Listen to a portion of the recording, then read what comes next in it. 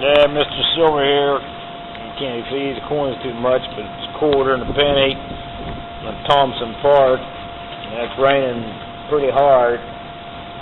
I'll see if it clears up and get back with it again. Yeah, he's this big grill. You can cook some hungry meals on them. There's even two of them over there. There's another one. This pavilion's pretty big.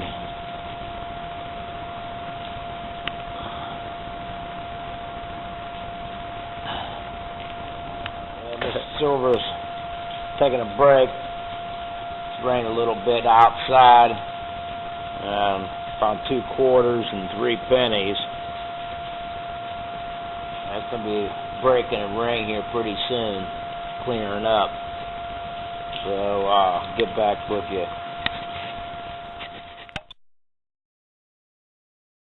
Yeah, Mr. Silver might have to call quits. It's raining pretty good.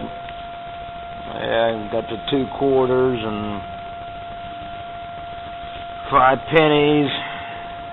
I guess I'd roll it. And lead piece, I think, off the telephone pole. And happy hunting, and we'll see you next time.